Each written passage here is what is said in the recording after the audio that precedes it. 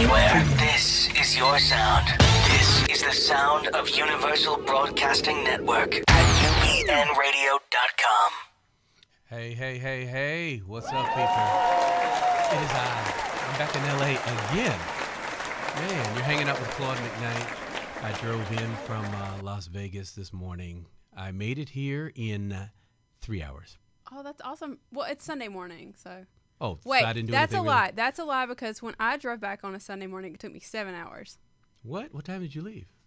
Like 8 or 9 in the morning. Was there a lot of traffic? Yeah, obviously it took 7 hours. Ladies and gentlemen, this is Melinda. If you don't know, she drives like a grandma. I do drive like a grandma. It was Thanksgiving Day weekend, so that might be some of it too. Come on. See, I left right around 7 a.m. And it's funny because at some point during the drive, I posted a couple things. Of course, when I was, on the side of the road, or stopping for treats or whatever.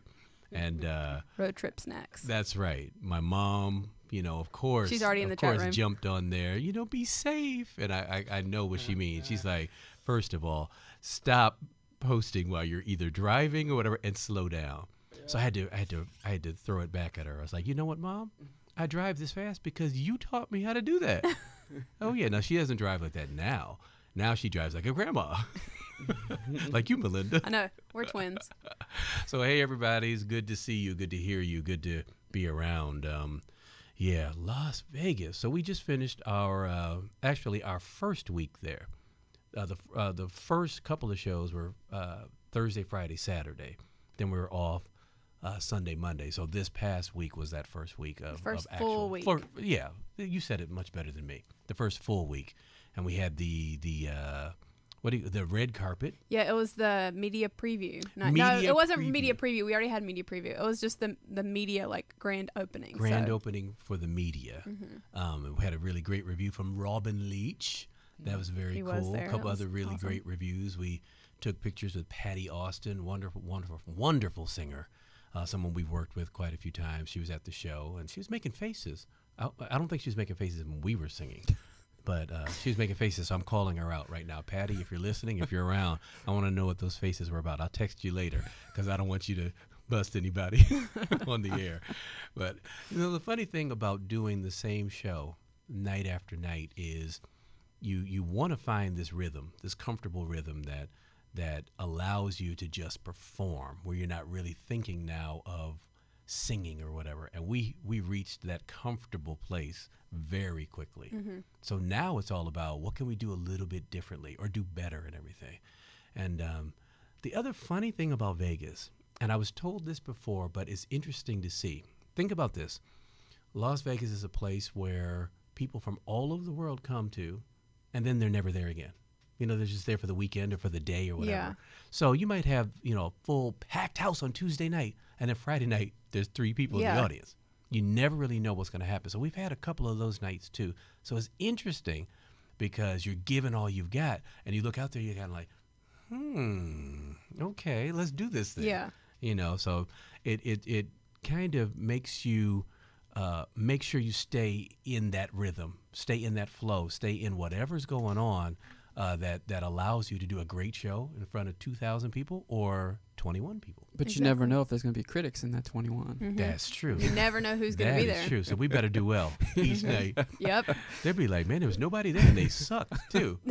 That's really funny that you were saying that about getting in the groove of where you don't really have to think about it. Because I was at the opening night or celebration thing that we had on Ray Charles's birthday the other day. And I was sitting back thinking, they're going to have to do this so many times. And I know when I did theater, by the 3rd or 4th show, you're just like, okay, I know exactly what I have to do. I can think about 5,000 other things while I'm doing this, and literally on stage. We can't do that, though.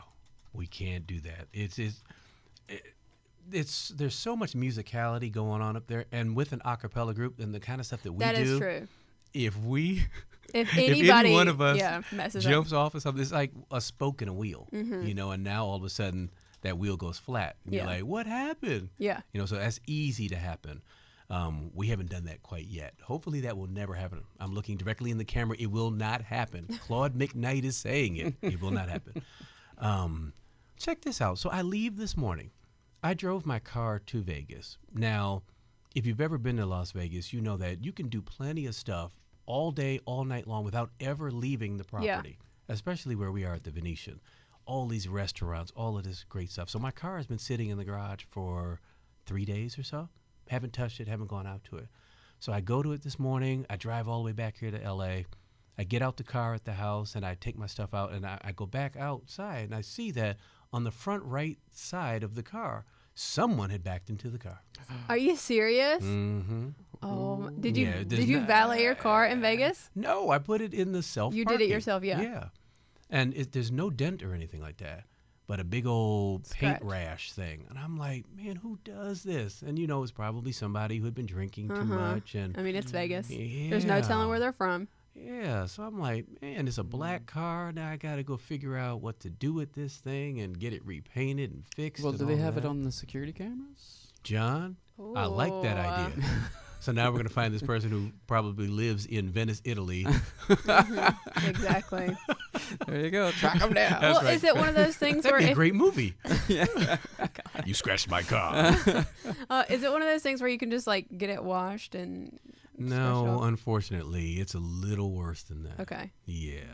So it's going to be, and it's a BMW. Mm-hmm. So that they're means probably it going costs to charge me $9 million. an arm and a leg to fix something that probably is $25. Mm-hmm. So now I have to figure out, do I want to do this or whatever, or do I just want to give the car away? Maybe we'll give the car away on one of these shows. You just want to give it away because somebody scratched it. That is you. That's totally you. I can't have it anymore. That's how I feel. Now I look at it, I'm like, I hate you. What color is the car? It's black. It's black, and the scratch is what? The scratch, good thing it wasn't like a car that had like white paint or anything like that. Yeah. So I don't see their paint on it. Okay. But it's like this big rash mark on my car. Get a Sharpie and just Sharpie it down. Sharpie it Black down. fingernail polish. Yeah. Black boat spray. There's all kinds of things. Wow, you guys, this is the do-it-yourself Do show. it yourself. Okay. Me and John are here with all the redneck solutions. So this is a new show. Yeah. All right, so I'm just a guest on. It's actually mine and John's show. Okay. Give us your problems. We will tell you the redneck version of fixing it. Oh my goodness. Well, yeah, that was my morning. So I'm here, and the guys from Take 6 will be in later on. I think they're all here, by the way, because we've got something that we're doing later on today. I don't even know if I can talk about it. I mean, Melinda. you can say you guys are going to be at the Hal Awards. What are the Hal Awards? The Heroes and Legend Awards. Okay. You guys are heroes and legends. We're heroes and legends. Mm-hmm. And I'm wearing a cape. Yes. That's right. what we decided last time. Everybody else is a legend. I'm a hero. Mm-hmm. Yes. There we go. There you go. I'm going to have a suit on and a cape. It's going to be at the Hollywood Roosevelt. So after it, you can just go out on Hollywood Boulevard and get money from people to take pictures with you. Well, yeah, I can do that. And then I can take up a fund to help fix my car. There you go. That's right. See, we fixed it. Or raffle tickets just to give it away. There you go. Yeah. Oh, my God. 5 Series BMW. Anybody want it? Oh, my God. How was your week, Melinda? I know we saw you earlier. I saw you. That was my week. That was your week? My week was getting ready for Vegas and then follow up from Vegas, but it was good. Okay. Have you been busy otherwise? I'm sure you have. I just work. That's literally what I do work in my like life. 27 hours a day? Yes, pretty much. Pretty much. In my sleep. In your sleep. I have my phone And checking it's all on my Take emails. 6 stuff. Most of it. I mean, there's 6 of you. I have lots of things to take care of with all of y'all. Jenny was there the other day, and yeah. she had questions for us and videotaped us and stuff for our Cool. YouTube channel. So we'll have some good stuff coming up. Yeah. So Vegas was cool, but it was, like I said, a lot of getting everything ready before and then follow up. And then yesterday I went to the gym and I sat in my apartment and watched movies all day because I didn't want to have to do anything. It was one of my first days off in a long time. I like that. Because in Vegas, I was basically working 24 hours the whole time I was there. So. Okay. John, how was your week, man? It was good. It Yeah, was good? It was good. Is that it? Just good? Just good. Yeah. Okay. That's better than saying it was bad. And then me having to get, and the my details. psychological ploys. John, I know we got to get that psychologist psychologist on. Tell me all about it, John. Right. What's going on? Okay. All right. Yeah. So on this show, I'm very excited because we have interviews with Kirk Whalum, Nnenna Freelon, and Clint Holmes, all of whom are in the wonderful Las Vegas show at the Venetian called Georgia on My Mind, along with Take Six. Yeah. Those Take Six guys are awesome. Yeah. Awesome. Yeah. So I was able to interview the other three right before a show, literally maybe 15, 20 minutes before. So I taped that, and we're going to play that. I believe we have it now. We do. Let's hope everything goes well. And here is the interview with my peeps. Check it out. You're hanging out with Claude McKnight. I got a great interview here today. I've got Clint Holmes. What's up? Oh, yeah. Got Kirk Whalum up in here. Hello. And I got the beauty over here, Nnenna Freelon. Oh, yeah. Why do I have these wonderful people? Well, because we're all together. Well, I sing in Take Six, of course. You know that, though. We're here at the Venetian in Las Vegas. We're doing Georgia on My Mind. That's the name of the show here at the Venetian Theater. And we're through October 29th, maybe 100 years past that, because this is such a great show. We're having a wonderful time. It's right before the show, and they graciously have agreed to do a little bit of an interview with me. Clint, what's up, man? It's good to see you. I apologize. Don't apologize. I haven't gotten ready for the show yet. This is not how I look. Way better. Way better. Well, I'm not sure of that. Should I show him the brace or should I keep different. it up here? I don't. Yeah, I got a brace. I played tennis a minute ago. That's not. Stay active, kids. Stay active. You too can be like Clint Holmes. Well, I'm not sure that's a motivation, but hey, I'm happy to be here working with these people and Take Six, and and doing the music of Ray Charles, which is an honor in and of itself. Clint, just tell the people a little bit about your background here in Vegas, in case anyone out there doesn't know who you are. Well, a lot of people don't. I came here in 1999 and opened my show at Harrah's in 2000, and it ran for about 7 years. Okay. And we had a lot of success and a lot of great times. And I brought my family here, so now I live here. And I travel all over, but this is the first time in a while that I've actually been performing in Vegas like every night for a fairly extended period of time, which is great to be home. That's why I look like this, because I'm Just home. came from home. There you go. Are you enjoying this show so far? I'm loving this show. This show is awesome. I'm not just saying it because we're in it and whatnot. It is so much fun. Each night we're trying to raise the bar and pushing each other and marveling at the stuff that people are doing. I've had friends say, this Clint Holmes guy is killing it. Give me a smile, Clint. Come on, baby. Come on. Hey, listen, I'm standing there singing with Take Six and Nnenna Freelon and Kirk Whalum playing his solos. We have a 19-piece big band. I don't know how many people singing in the choir, but 21? 21 people. It's amazing. There we go. The energy in the music is like nothing I've ever been a part of. Energy. Yeah. Kirk Whalum, what's up? This is Yo. my dude. We go way back, man. We do, man. And it just occurred to me last night. There's something we say in the script that we say every night. Mm-hmm. We mentioned that Take Six. When I introduce Take Six, I say they represent the great musician. And it just occurred to me last night. I was saying, I wonder if people think we're talking about Ray Charles. Yeah. So let me clarify.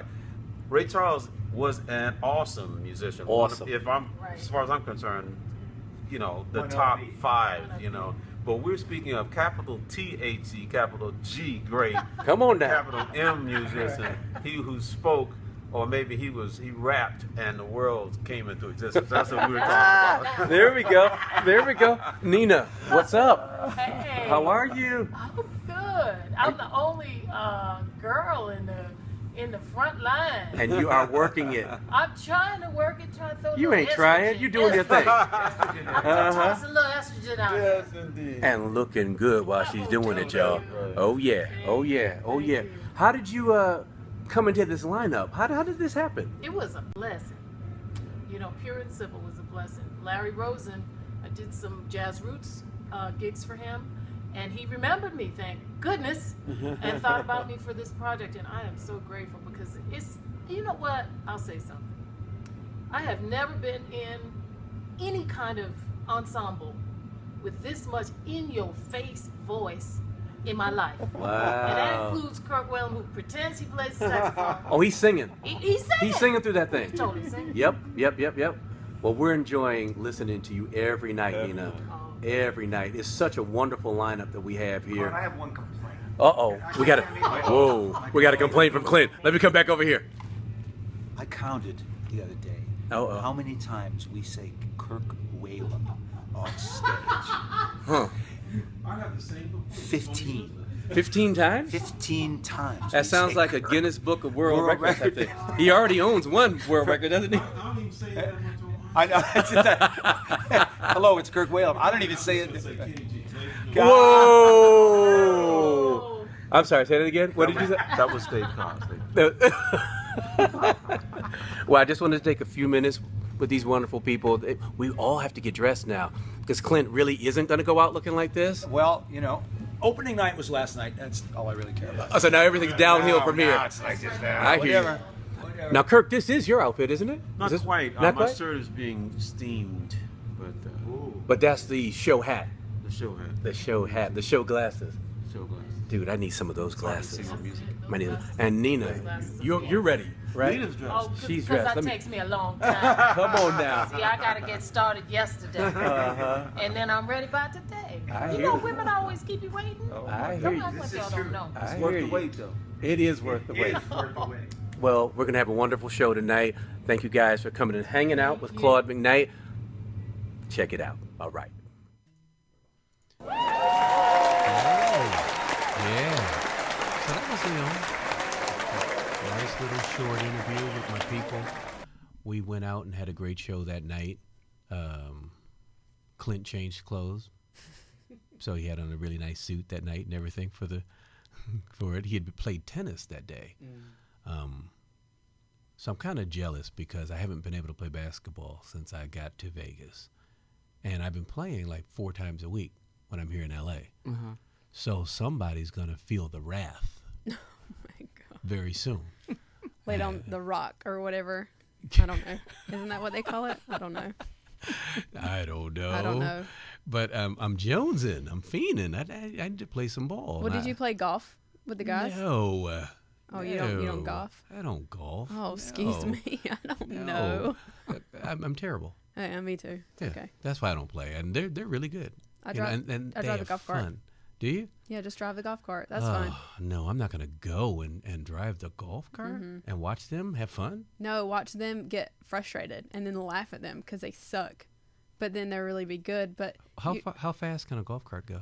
I don't know. Maybe they can give you a souped up one, though. I would love that. I would love that. I used to go with my dad and drive across the green and get in trouble. Oh, my goodness. Now, my brother Brian plays golf all the time. I mean, literally, he plays basketball like 3 times a week, and he golfs like 5 times a week. Oh, my gosh. He'll be gone all day long. And, living in the valley in the summer or even the fall, it can be 100 plus. Yeah. He'll be out there all day and come back looking like a raisin. Yeah. For real. That's not going to happen to me, y'all. You're not going to make me into a piece of bacon. No. So, okay, I'm on my Facebook page right now because I posted this thing the other day that I'm about to get into right now. It's really, really deep. And I want everybody within the sound of my voice to understand that I'm going to get into some serious stuff right now. This is like quantum physics kind of stuff. And it's all about the voice. So if you're a singer, a wannabe singer, or like music, or Take 6 fan, or Claude McKnight fan, or whatever, what I'm about to share with you is some really good stuff. If I could get past all of these selfies of myself. Boy, what is that all about? I'm trying to get back to, let's see. While you're finding that, since we just saw Nnenna on the interview, Nnenna and I got to do a bunch of press with Nnenna, and we took the limo to Whole Foods, and it was hilarious. Oh my goodness, just, really? Just so everyone can know. Because we already had the limo. We were leaving a radio interview, and we're like, she needs to go to Whole Foods. Hey, do you know where Whole Foods is? And the guy's like, yeah, I got you. And so we rolled up VIP to Whole Foods, and it was fun. Were people wondering who you guys were? And I don't know, but it was hilarious just lugging groceries into a limo. Wow. No video of this? There's pictures on her Facebook. Okay, I'm going to check that out. There's pictures, yeah. I'm going to check that out. Okay, so yesterday I put up, and I'm going to read this. I said, having been a singer for a long time, I'm always searching for and trying to find ways to hone my craft, experimenting with different techniques, etc., especially as it relates to singing in an a cappella group. Some things work better than others, but I can say there's something I started doing fairly recently that is changing the game for me. It's pretty simple, yet takes some serious concentration, as it's not completely routine yet. What it is doing, though, is making things so much easier for me as it relates to being the guy who sings on top. Now, I put that up, and a lot of times I'll put up different posts or whatever, just the stuff that's, going through my brain at the time. And I don't really intend to follow it up with an answer right then or whatever, but I got like 70 responses to this thing, and some people were like, tell us what this secret is, and why would you put all of that out there if you weren't going to tell us right away, which made me think, okay, well, I'm going to make this the focus of today's show, because it's a lot of stuff, and some of it is actually kind of technical. Some of it is kind of Claude-nical,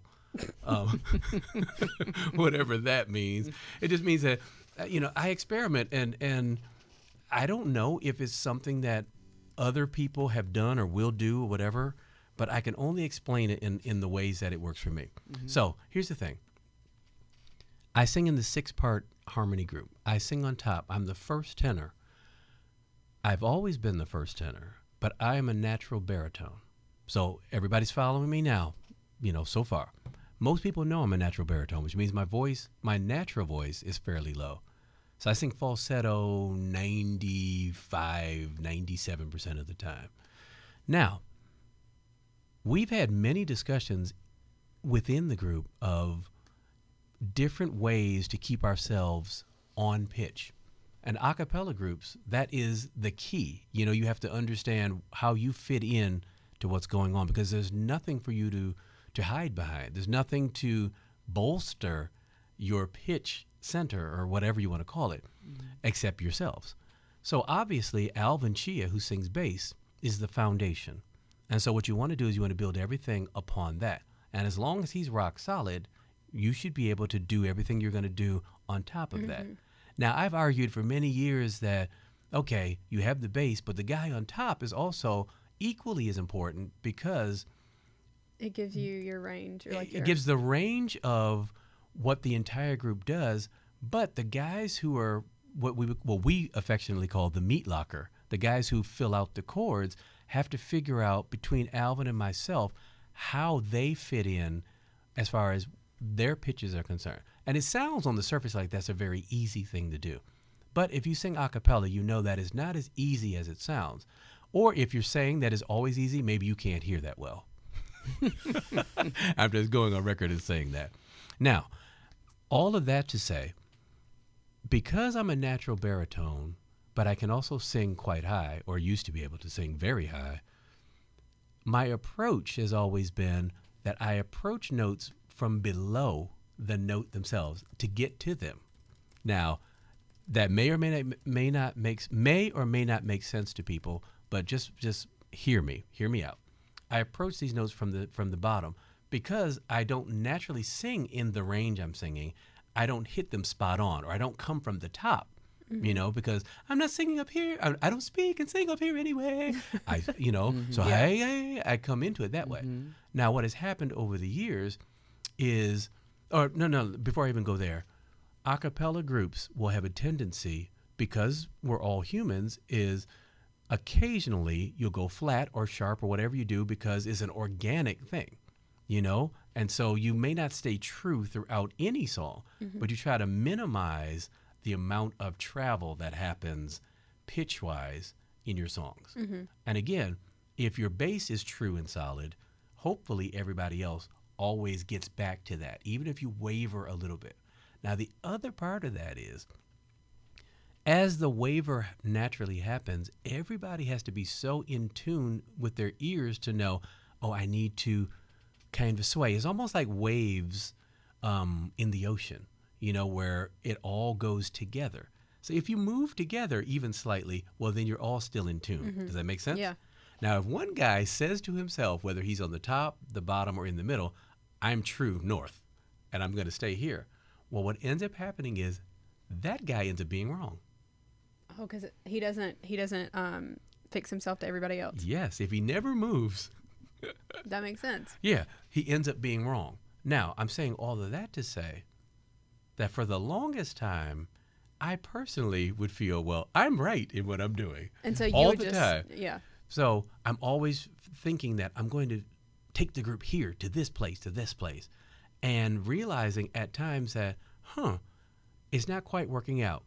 And the reason I have known that is when we made the switch from Cedric Dent to Christian Dentley, their pitch centers are different. Now, Christian sings baritone. Stay with me here, people. Again, this is very technical. I don't want to blow anybody's head up. Christian sings baritone. So a lot of times the chords that we're singing, his note and my note rub against each other. And what that means when I say rub is there's a dissonance that happens. But the dissonance is supposed to be there. That's making the chord. And a lot of times it'll be what makes the minor chord or the diminished chord or the major chord. But we rub up against each other in that way. And so we have to be locked in as far as our pitches are concerned. Well, what I've noticed, and I put I've in quotation marks, is that Christian's pitch center is somewhat sharp. And my pitch center is not somewhat sharp. So the way we rub really hasn't worked all that great in my estimation because I don't feel like we've been really vibing musically in that sense. So it's really been bothering me. And he and I have talked about it numerous times, and I'm always like, well, you sing sharp, man. You do this, you do that. And fairly recently, I said to myself, just what I just mentioned a little while ago.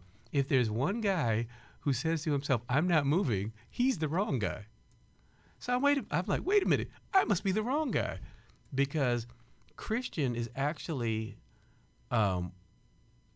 in tune with Alvin, who also sings on the top side of the note.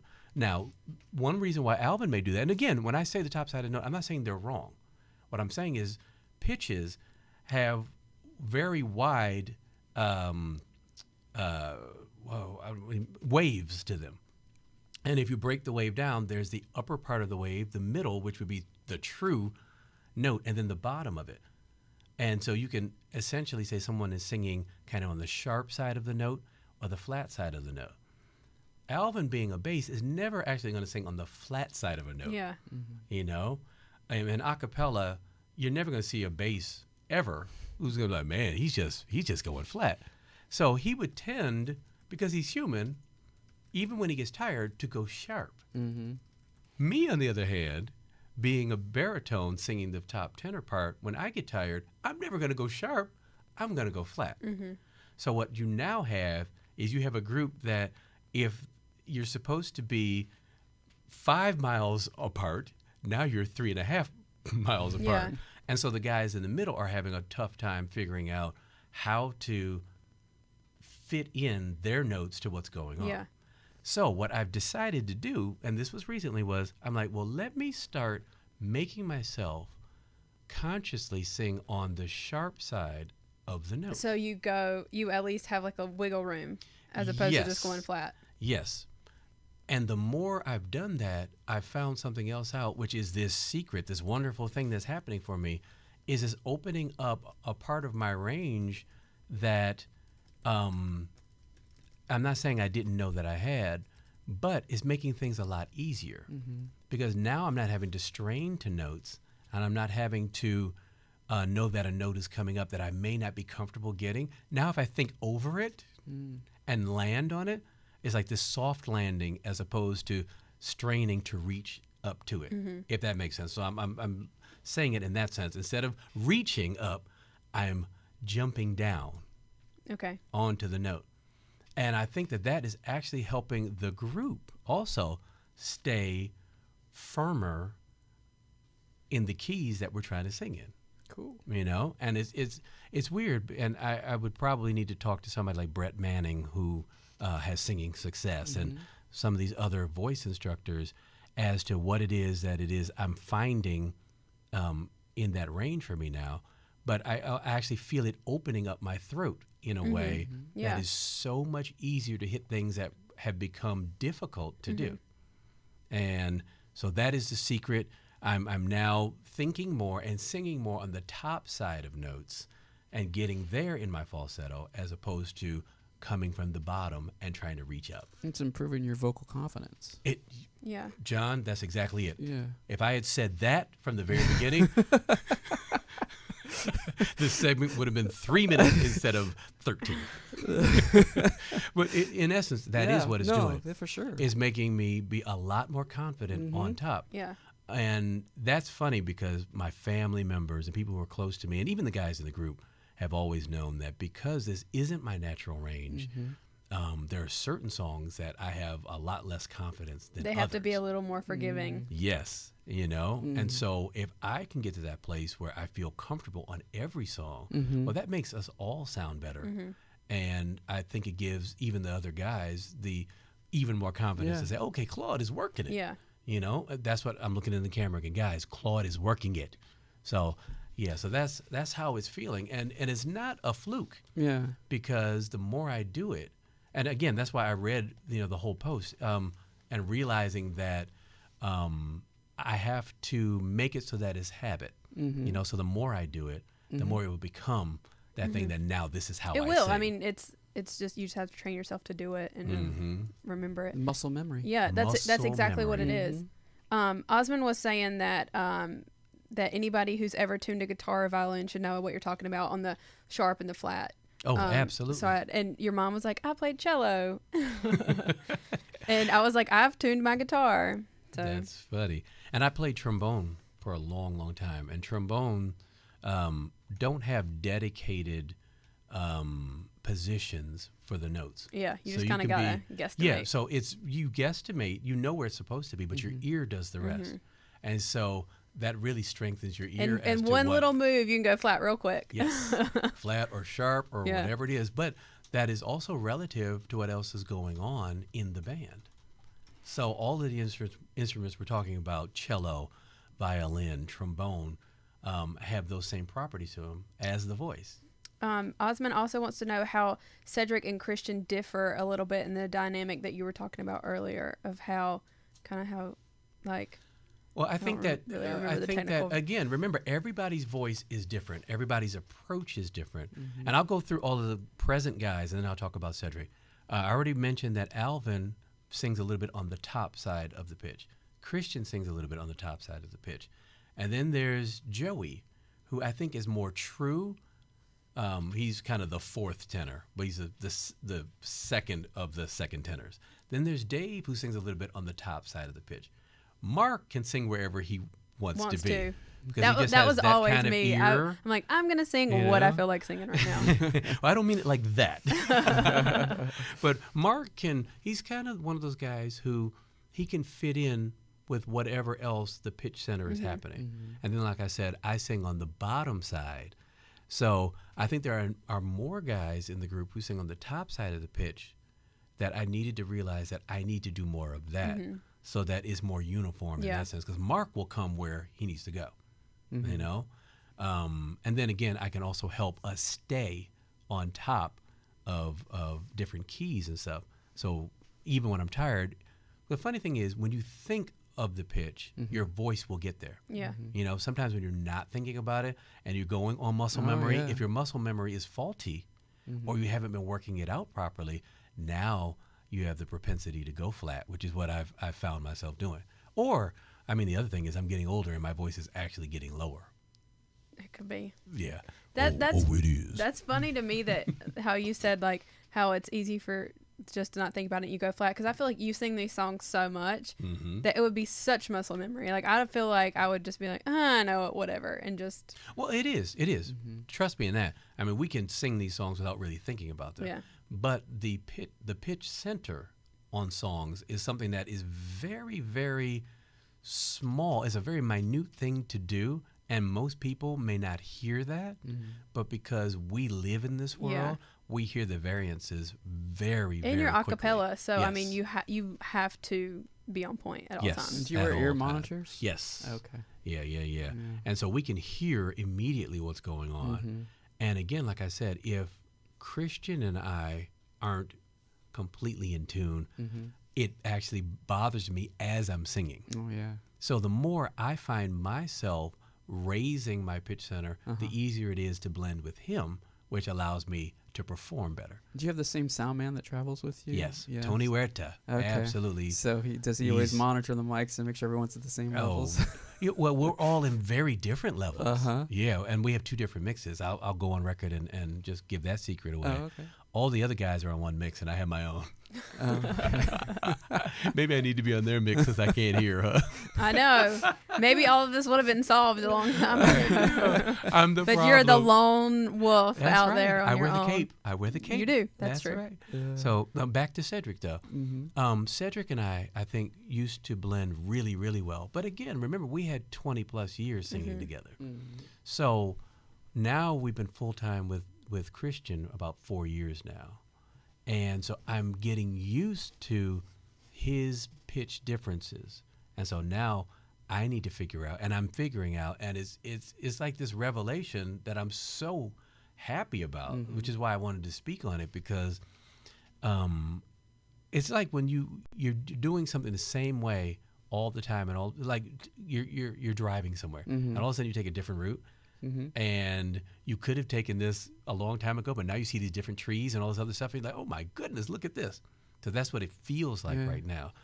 And I'm just so happy about Changes it. your perspective. It on really things. does. Yeah. It really, Everybody really is in the chat room talking all about, their experience with this kind of stuff. Lisa said, my college choral director always conducted us to land the note the way you step on the top of a stair. Otherwise, you trip. He also conducted us by using a curved hand down to the pitch versus pointing up to it. And it makes all the sense in the world. But that's why I explained beforehand that since I'm singing out of my natural range, that wasn't something naturally for me to do, to land it softly like that. I was always, let me go up to the pitch and get there, as opposed to landing on top of it. Yeah. But because I work out so much, that's the same thing like when you're doing box jumps. You don't just boom, Yeah. jump. Yeah. You jump, you land. You jump. So you're pouncing now. Yes, you're Oh, pouncing on that note. Yeah, yeah. That I vocal got- confidence instead of sliding into I it. got my bounce back. Yeah. That's Oh my right. God. I'm in shape. Damien says, yeah. as a compliment to you, you are a real singer as you put a lot of thought into your profession. I'm sure some of the auto-tune generation would have no clue as to what you're talking about. So, Auto-tune. Yes. That old shoe. Yeah. I'm always thinking about ways to get better. And one of the questions that I was asked recently in an interview was, what would you say to aspiring singers and stuff? And I'm like, always work on your craft. Always, Yeah, always, most definitely. always. I don't care how old you are. I don't care how long you've been in this game. You don't know it all. You aren't there. I don't know how great you sing. There's always something better that you can do, or something different that you can do. that's what they're saying a lot about Ariana Grande right now. Really? Wait, what are they saying with her? That she needs to stop being such a diva and work on her craft more. yeah. Because Is that in the chat room, or is that what everybody's No, saying? in life. in No, life, I all over guarantee social you- media. I guarantee Over you there social is media. no one talking about Ariana Grande in this chat room right in now. the chat room. But it's just a funny example of What did you have to what say? We're too old for each Damien other? was No, talking no, no. about. They're all talking about like everything you're saying and all of their voice lessons they've taken and this, that, and the other. I got you. I got you. But you were mentioning about the generation differences, and I was just Yes. saying that some get away with, not having the there. So, so the industry puts the there. Do you know what I'm saying? Absolutely. Absolutely. So, yeah. I think that one of the things that I think is so important that I'm not sure younger singers or even older singers do as much anymore is just listen. Listen to music. Listen to everything. Because what you listen to will come out of you some kind of way. For sure. And sing along with your favorite singers. Absolutely. Not necessarily. Deconstruct it. Yeah. Figure out, why does this bother you? Why do you like this? What about this person's voice is similar to yours or dissimilar to yours? I've always done that. And again, like I'm saying, I'm figuring out right now at almost 52 years old and being in this business as long as I have, that there's something new that's starting to work for me. Yeah. So that's why I'm so excited. cool. I'm like, man, this is so cool. That's that very good. your work is never done. Yeah. So anybody else in the chat room wanna kick some Osmond out? said that when he was at the Blue Note, he did say the Blue Note in New York, and Take Six did a call and response thing with the audience. Mark looked right at him from stage and told him that he was sharp. Oh, that's So, funny. There you go. So we got to make sure, was he on the sharp side of the pitch, or was he just sharp? Just sharp, because that's just wrong, Osmond. You can't do that. And did you mention what his mother said? Oh, wait, what did she say? Hold on. About the Willis sing-alongs? Oh, yeah, sing-alongs. You pick a note and just sing top, bottom, middle. In the Willis sing-alongs. In the Willis sing-alongs. Oh, she said, I do? She said, funny thing, in Willis sing-alongs, you pick a note and just sing top, bottom, middle. I don't know who does it, but that's what she's saying about the Willis sing-alongs. Well, that's what we all do. We just grab whatever notes we want to. You pull them out of thin air, and everybody else fixes it. We do. I mean, because pretty much everybody in the Willis family, my mom's extended family, are singers. And my grandfather, as I had mentioned before, had the choir, the church choir in Buffalo, New York for many years. So we all matriculated through that choir.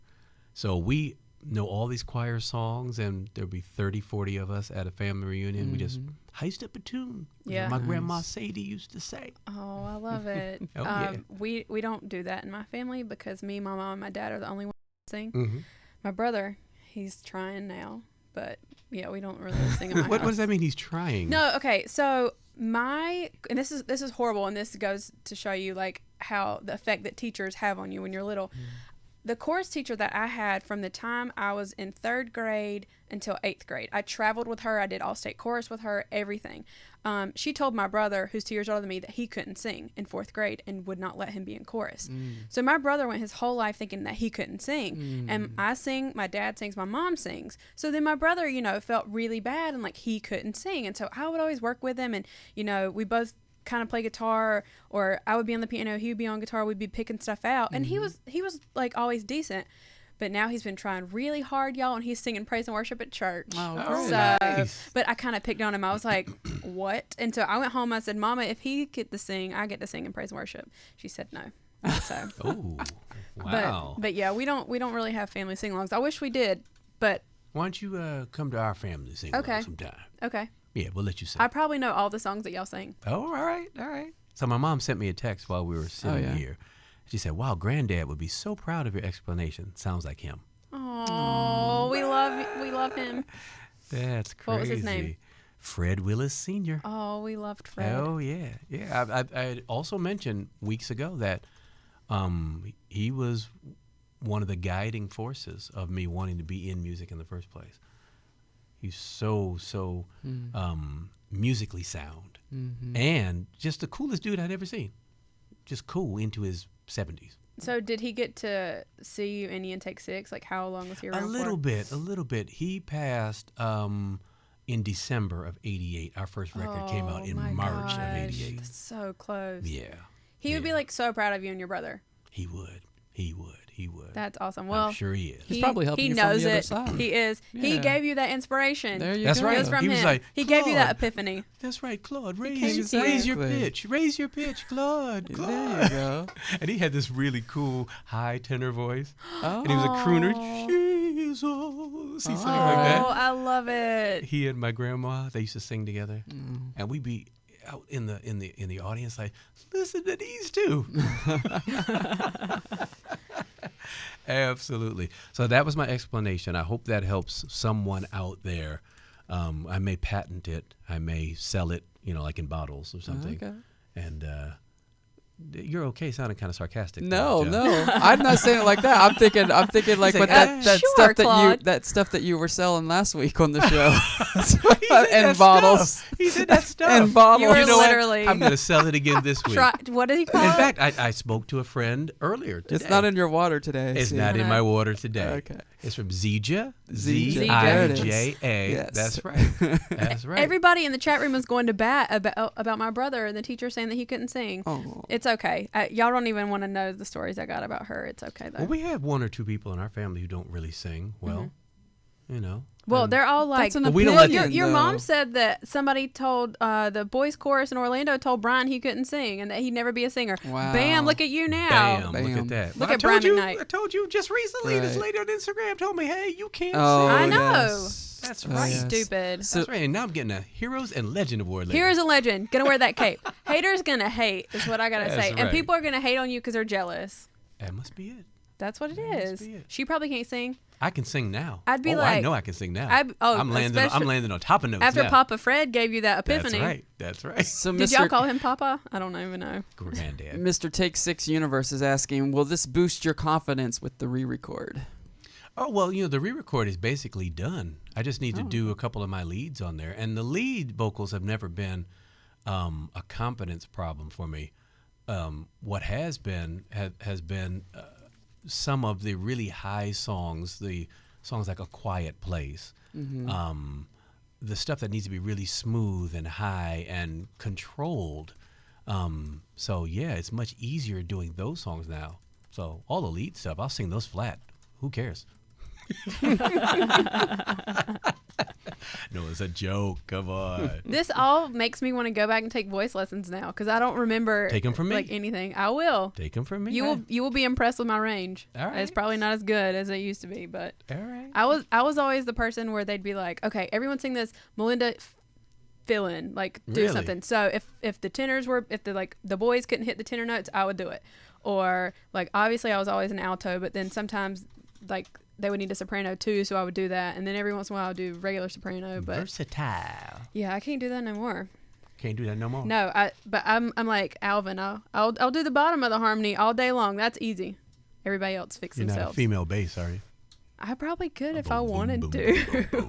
boom, boom. Probably could. I don't know. Okay. It's been a long time. Anybody else in the chat room? Because we're gonna be winding this up really I know. soon. Claude's got to go put on his cape. I know. Um, or at least this really cool suit. Oh my God. See, I wish everyone was in this room with us right now. I can only imagine all the things your mama would really be saying. I know. Oh, wait, your birthday's soon. Is it next week? Oh, it is. Yes. I'm going to have to change my hashtag. I know. Okay, Christian and I were sitting at that party eating 95 short ribs the other night, and he was like, hashtag 51, because you were taking selfies with one of the Rayette girls or whatever, Raylettes or whatever they're called. And I was like, dude, his birthday is soon. He was like, I know. And we were like, he's got to change that hashtag. My birthday is on Thursday, October the 2nd. It will be hashtag fit at 52. And it'll be a new year of Claude's life. That's right. So I accept gifts. I do. I accept money. I do. New BMWs. Send them to That's the right. Venetian. That's right. Oh, yeah. Let's all take up a collection plate for That's right. Claude's car. Fix my car. Yes. If you didn't hear it, yeah, I said it at the beginning of the hour that someone very graciously backed into or scraped my car in the garage at the Venetian. Hadn't moved my car in 3 days, but I guess someone decided I needed to move it, so they figured they'd scratch it first. Yeah, so I'm very happy about that. And we're going to track them down because John has the technology to do so. All right. We're going to find where they live. We're going to sneak into their house, or at least to their car, and scratch it. So we're just going to be car scratchers from now on. Oh, my God. That'll be the new show. Come on. Wouldn't that be a great show? They have everything else on TV. Scratching people's cars. Just car scratchers. That was a thing. That was this thing that went on with all these girls when I was in high school. They would get mad at you and like key your car. I was like, I want y'all to key my old beat up Jeep. Please do it. I don't They care. would go key their ex-boyfriends and stuff. Girls right? that were talking to their boyfriends' cars. Oh my goodness. And then I was like, I know these girls that were like 28 and were doing it. I was like, you are too old for this. Messing up a totally good key. Yes, that was the problem. That key, that poor key. Oh my goodness. All right, well, people, I've had a wonderful, wonderful time here. I'm going to have to cut this off very soon because I'm going to go put on that cape, actually under the suit, and sometime during our performance later on, the cape will appear from beneath the suit when Take 6 gets our award at the Heroes and Legend Award here in Hollywood, California. It's been another episode of Hangin' with Claude McKnight. I don't know what's going to happen next week. We're going to do something wonderful, though. Figure out, I don't know. More epiphanies. More epiphanies, that's right. From We're looking Papa for Fred. epiphanies. Maybe we'll try to have some psychological stuff on the show next week, as well as some more current event stuff. It's been a slow week. Oh, bending iPhones. We'll talk about that. I'm going to get my new iPhone.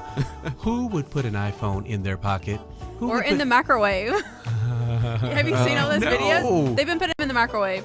That's another outta thing. Here. All right, well, I'll have my new iPhone next week, and maybe I'll buy 2 or something like that. We'll bend one up. Psych, no, we're not going to do that.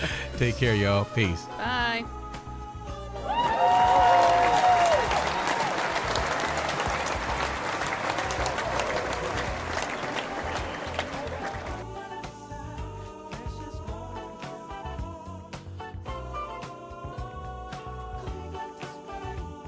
If I die young, bury me in satin.